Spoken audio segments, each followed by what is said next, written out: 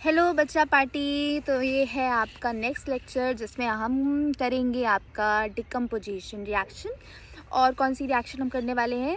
आज हम करेंगे डिकम्पोजिशन एंड डिस्प्लेसमेंट रिएक्शन। ठीक है, आज ये हम कवर कर लेंगे, बहुत बड़ा लेक्चर नहीं करेंगे।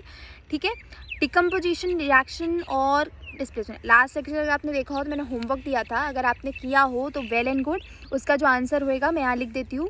आंसर होएगा CaOH का whole twice plus CO2 will give CaCO3 plus H2O। अगर आपका भी यही आंसर है तो आप बहुत अच्छा जा रहे हैं, अच्छे से प्रैक्टिस कर रहे हैं। और नहीं है तो आप प्लीज़ प्रैक्टिस करें, निराश ना होएं, आपको आ जाएगा। ठीक है, चलो आज के लेक्चर में हम बेसिकली कवर करेंगे। और प्लीज़ ये वाला लेक्चर बहुत अच्छे से करिएगा क्योंकि डिकम्पोजिशन एंड डिस्प्लेसमेंट इंपॉर्टेंट है, डबल डिस्प्लेसमेंट ज़्यादा इंपॉर्टेंट है। एनसीईआरटी में ये दोनों नहीं दिए हुए हैं तो ये दोनों हम अलग से वीडियो बना देंगे शॉर्ट्स पे, या फिर कुछ भी आप बता देना जैसा आपको सही लगेगा अगर आपको करना है तो। वरना हम सिर्फ आज के लेक्चर में ये सारी तीनों रिएक्शन करने वाले हैं। ठीक है, डिस्प्लेसमेंट रिएक्शन करेंगे आज। तो डिस्प्लेसमेंट रिएक्शन डिकम्पोजिशन रिएक्शन पहले करना है। ठीक है, डिकम्पोजिशन। अब ये डिकम्पोजिशन मैंने शायद बहुत अच्छे एग्जाम्पल से आपको बताया था कि भाई कोई कपल अलग हो गया बेचारा, है ना। तो AB will give A plus B। भाई अलग हो गया ना, टूट गया, बिखर गया, अलग कर दिया हमें। अब अलग करने के लिए हम कुछ भी कर सकते हैं। उनको हीट दे दिया हमने, प्रेशर दे दिया, सब कुछ दे दिया। भाई ऐसा होता है ना कि बहुत सारा आग लगा दी, घी लगा दिया, सब कुछ कर दिया एंड उनको अलग कर दिया। तो वो आपका एक एग्जाम्पल हो गया कि हम इसमें अगर हीट दे दें, ज्वाला दे दें, प्रेशर दे दें, है ना, ATM ऐसे करके प्रेशर दे दें, तो आपका उसमें भी डिकम्पोजिशन रिएक्शन हो जाती है। ठीक है, कॉम्बिनेशन रिएक्शन में बर्न नहीं करेंगे क्योंकि कंबाइन करवाना है, तो हम उनको बेसिकली प्रेशर के साथ डील करते हैं। हालांकि वो उतना आपको डीप में नहीं जाना है। जब हम आखिरी में एनसीईआरटी रीड करेंगे एक लेक्चर में, एक मैं लेके आऊँगी जिसमें मैं आपको जब मैं हर चैप्टर कंप्लीट करने के बाद एक ऐसे सीरीज़ लेके आऊँगी जिसमें मैं आपको एनसीईआरटी रीड कराऊँगी। एनसीईआरटी रीड कराने का मतलब है देखेंगे कि हर चीज़ जो हमने पढ़ी है क्या वो सही जा रही है कि नहीं। कॉम्बिनेशन पढ़ी है तो एक बार जो आपकी बुक में रिएक्शन है उनको भी हम पढ़ेंगे, उनको भी प्रैक्टिस कर लेंगे, उसी PDF के अंदर देख लेंगे। कैसे करेंगे वो चीज़ हम आगे जाके बताएंगे। पहले आज हम decomposition and displacement and double displacement cover करेंगे। फिर AB will give A plus B, इसमें हम डिकम्पोज कर रहे हैं मतलब हीट देंगे। तो अगर आपको मैं रिएक्शन दे दूँ, हम रिएक्शन एंड प्रैक्टिस से ही करेंगे, थ्योरी ज़्यादा बोलने से कोई मतलब नहीं है। फॉर एग्जाम्पल अगर मैं बोल दूँ कि आपका कैल्शियम कार्बोनेट, ठीक है, ये रिएक्शन बहुत इम्पॉर्टेंट है। ठीक है, कैल्शियम कार्बोनेट प्लस आपने हीट दी। ठीक है, हीट तो कंपलसरी है बेटा, हीट देना है। उसमें क्या फॉर्म करेगा, ये डिकम्पोजिशन का एग्जाम्पल है। तो कैल्शियम कार्बोनेट का फॉर्मूला होता है CaCO3 प्लस हम देंगे हीट, हीट का सिंबल ये होता है। और हम इसमें बनाएंगे क्या, तो मैं आपको बता देती हूँ कि कैल्शियम कार्बोनेट को तोड़ना है तो पहले आप ना इसमें CO2 निकला दो, क्योंकि हम इसको हीट दे रहे हैं तो ऑब्वियस सी बात है डिकम्पोज होएगा, टूटेगा तो CO2 निकलेगी ही नहीं। तो अब क्या बचेगा, देखो Ca और एक ऑक्सीजन मुझे दिख रहा है CaO प्लस CO2, CO2 निकल गई। ये क्या है, गैस है। ये CaO क्या है, सॉलिड है।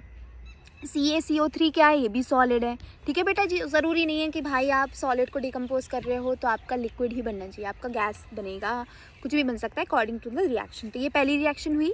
दूसरी रिएक्शन करेंगे, ठीक समझ आ रहा है। और आप प्लीज़ मॉड्यूल इसके बाद घर जाके खूब सारी ढेर सारी प्रैक्टिस करिएगा और कोशिश करिएगा कि हर चीज़ आपको आए।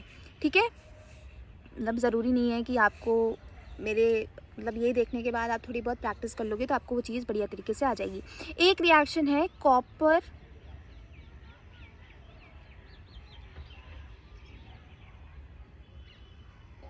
हाइड्रोक्साइड, जब उसमें हम हीट देंगे तो वो क्या बनाएगा। सिंपल सा है कि कॉपर हाइड्रोक्साइड का फॉर्मूला पता होना चाहिए, Ca नहीं, CuOH का होल ट्वाइस विल गिव, इसमें हम हीट देंगे और फिर ये बनाएगा CuO प्लस आपका H2O। इस बार वाटर निकल रहा है। ठीक है, इस बार वाटर निकल रहा है।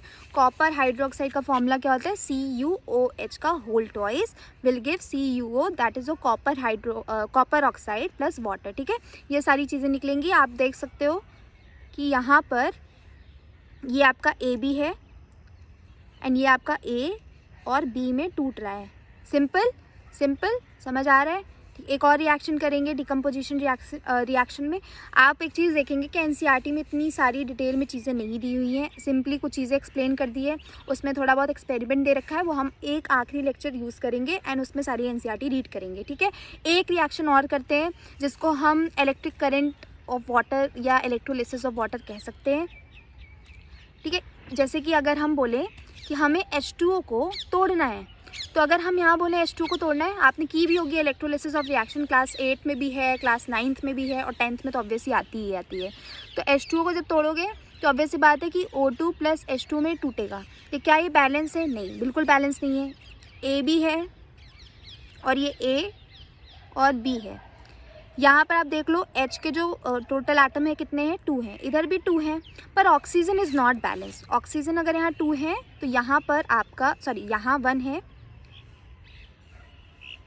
एंड यहाँ पर 2 है, तो ऑब्वियस सी बात है 2 लगा दोगे यहाँ।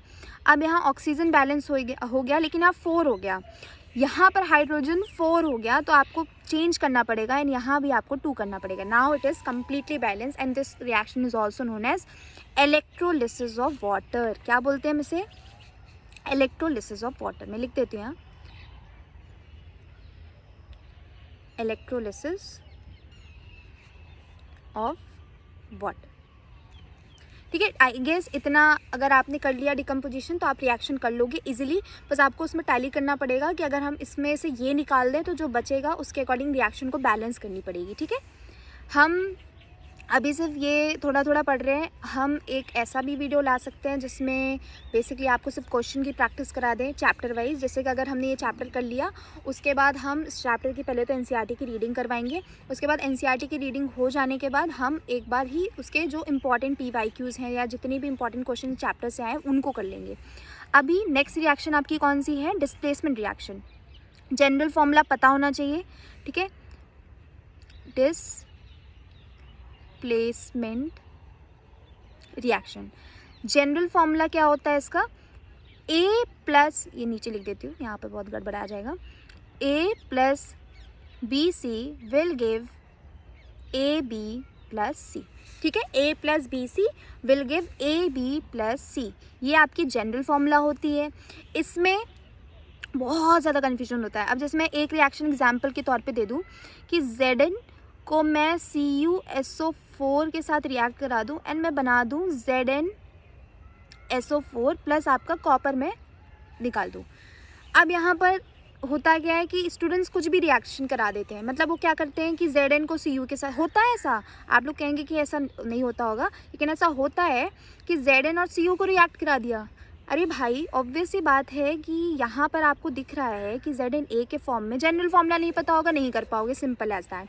A है, यहाँ पर आपका Cu क्या है? B है और C आपका SO4 है। ठीक है, तो ऑब्वियस सी बात है कि A जब आपका यहाँ पर, हम अब देखो ध्यान से, ऑब्वियस सी बात है बच्चा ये सोचेगा कि यहाँ पर AB बन रहा है तो हम क्या करेंगे, Zn को Cu के साथ रिएक्ट करेंगे। नहीं, आपको उसके साथ सोचना पड़ेगा कि आप भाई Zn Cu कैसे रिएक्ट करेगा। ऑब्वियसली बात है, they are not forming any compound, right. यही गलती होती है कि वो ये वाला जनरल फॉर्मूला याद करके सोचते हैं कि हम इसके अकॉर्डिंग चलेंगे और हम A यहाँ पर हमने Zn मान लिया, B हमने Cu मान लिया, C हमने SO4 मान लिया और AB प्लस C हमने लिख दिया तो वही आपका काम हो जाएगा। नहीं, आपको उसके अकॉर्डिंग नहीं सोचना है, आपको अपना दिमाग भी लगाना है। दिमाग क्या लगाना है? दिमाग ये लगाना है कि भाई अगर मैं Zn को A मानता हूँ और मैं SO4 को B मतलब ऐसे B मतलब B और यहाँ पर इसको C मान लेता हूँ, तो ऑब्वियस सी बात है ZnSO4 जैसा कंपाउंड बन भी रहा है। अब इसका जनरल फॉर्मूला एक और हो जाएगा कि A प्लस आप CB भी लिख सकते हो, उसके अकॉर्डिंग भी आप एडजस्ट कर लेना। पर यहाँ जो फॉर्मूला बनना चाहिए, बेसिक यही है कि अगर फॉर्मूला नहीं बन रहा है तो आप कुछ भी नहीं बना सकते। ऑब्वियस सी बात है कि Zn प्लस Cu नहीं बनेगा, Zn प्लस SO4 बनेगा, विच इज़ ZnSO4। यहाँ पर क्या फॉर्म हो रहा है? Zn यानी कि A प्लस C बन रहा है, यानी कि यहाँ पर AC आप लिख सकते हो। तो यहाँ इस केस में हम इसका जनरल फॉर्मूला क्या लिख रहे हैं? यहाँ पर लिखेंगे AC+B। आप ये भी लिख सकते हो, और वो जो पिछला जनरल फॉर्मूला था वो तो सही है, लेकिन इस रिएक्शन के अकॉर्डिंग मैंने इसीलिए इसका एग्जाम्पल लिया ताकि समझ आ जाए कि मैं क्या कहना चाह रही हूँ। चलो कुछ क्वेश्चंस और करते हैं, 1-2 क्वेश्चन और करेंगे, फिर डबल डिस्प्लेसमेंट का आपको जनरल फॉर्मूला बता देंगे, ठीक है, इसके भी हो जाएगा। अब फॉर एग्जाम्पल मैंने ले लिया आपका मैग्नीशियम प्लस सल्फ्यूरिक एसिड। अब वो बना रहा है आपका मैग्नीशियम सल्फेट। मैं यहाँ फॉर्मूला ही लिख देती हूँ डायरेक्ट, ठीक है।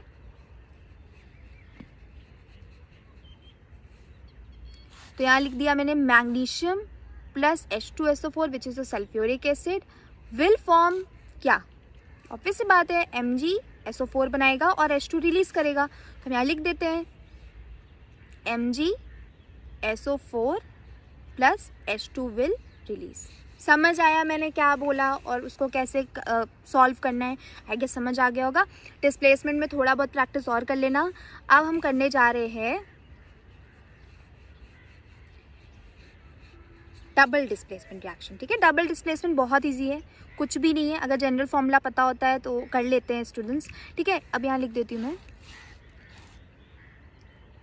डबल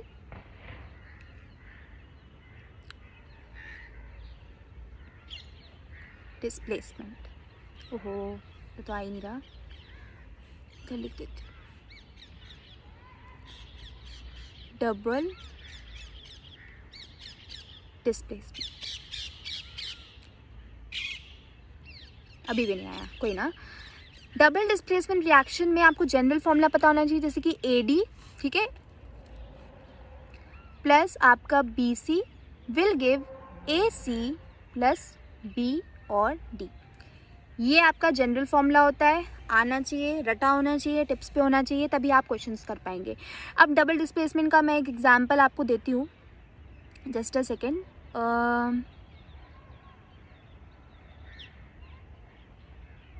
हाँ, जैसे मैंने ये वाला दे दिया कि आपका कोई एक रिएक्शन जो मैंने आपको लास्ट में, जैसे हम एक उठा लेते हैं प्रेसिपिटेशन की reaction, that is also a type of neutralisation reaction जो हम कहते हैं ना, वो डबल डिस्प्लेसमेंट ही होती है। जैसे कि आपको मैंने बोल दिया AgNO3 plus NaI will give क्या, Ag आपका A है, ये आपका D है, ये आपका B है, I आपका C है।